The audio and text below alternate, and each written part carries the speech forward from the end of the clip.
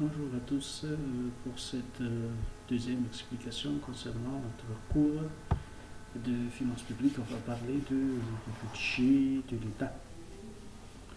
Le budget de l'État qui est un acte, c'est-à-dire qui est une loi.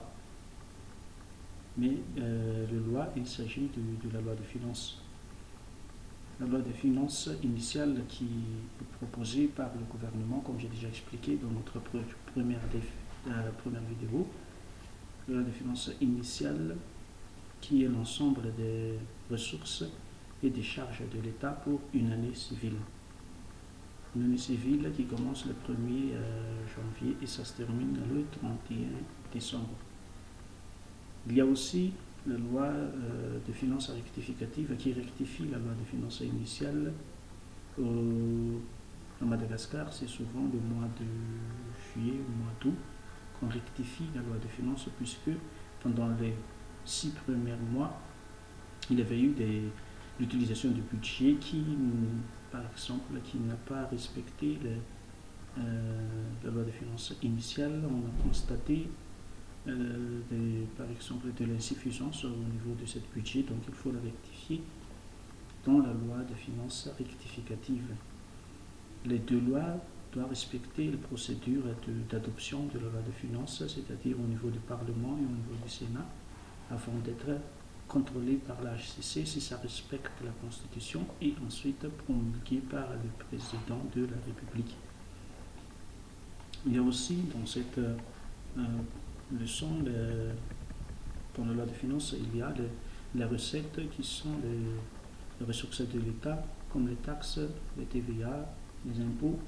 Il y a aussi les dépenses de fonctionnement pour faire fonctionner les services publics, les dépenses d'équipement et d'investissement pour acheter les équipements utilisés dans les institutions publiques, comme des voitures ou des meubles, ainsi de suite. Les dépenses d'intervention en cas de catastrophe naturelle ou crise économique ou crise sociale, comme ce qui s'est passé pendant cette crise de Covid-19. Tout ce qui a famine, vaccins, ainsi de suite, ce sont des interventions de l'État et le paiement des intérêts sur la dette publique, puisque notre pays fait encore partie d'un des pays aussi qui est endetté. Donc chaque année, on doit payer nos dettes et ça doit être inscrit dans le budget de l'année pour chaque année. Donc, si on veut améliorer la bonne gouvernance appliquée aux finances publiques à Madagascar, qu'est-ce qu'il faut faire? D'abord, il faut que la loi de finances soit légitime, c'est-à-dire, puisque Madagascar est un pays démocratique, la légitimité donc compte beaucoup, c'est-à-dire les règles de la majorité. Le budget doit être élaboré et adopté par la majorité des parlements, puisque ce sont eux qui représentent le peuple dans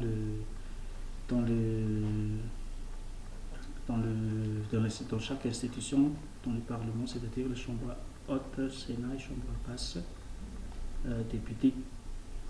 Les décisions politiques financières doivent être aussi adoptées de façon légitime.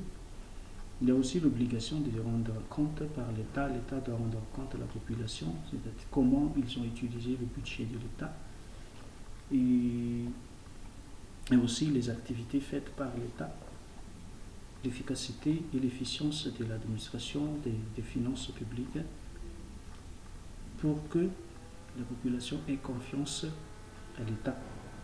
Il y a aussi la légalité, c'est-à-dire le respect des droits dans l'administration des finances publiques, puisque la loi de finances, c'est une loi et personne n'est au-dessus de la loi, tout le monde est au-dessous de la loi, donc il faut respecter cette légalité de la loi de finances qui garantit principalement leur prévisibilité et leur contrôle en toute fiabilité.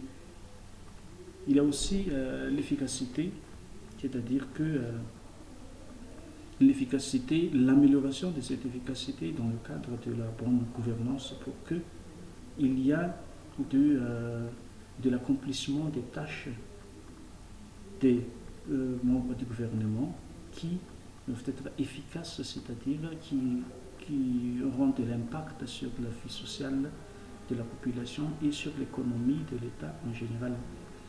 Et enfin, il y a aussi les actions de l'État qui doivent axer sur le développement.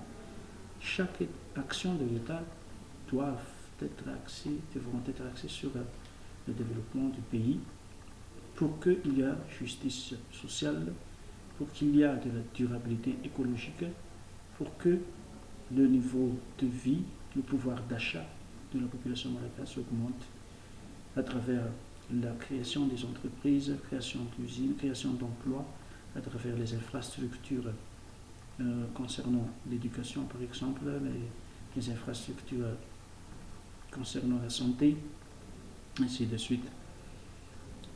On doit donc respecter ces 5 points pour que la bonne gouvernance en matière de finances publiques puisse être installée.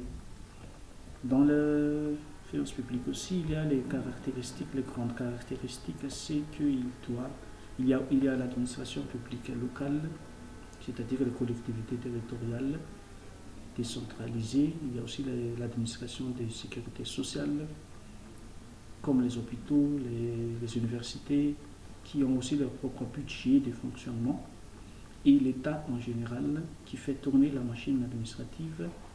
Ils ont aussi leur budget, et les organismes d'administration centrale qui financent le budget de l'État. Donc, il y a beaucoup de points à respecter dans l'adoption d'un budget de l'État. Il faut qu'il y ait un cadre technique, c'est-à-dire une loi. Il faut que ce budget soit annuel, c'est-à-dire d'une année civile.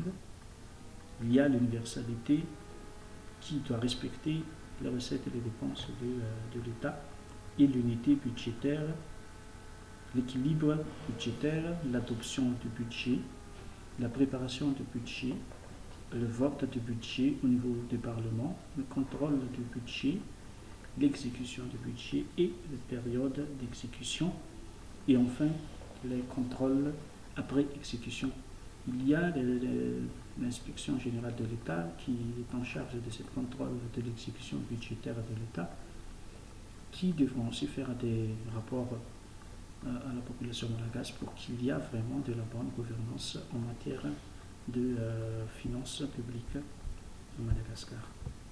Voilà, merci à vous tous.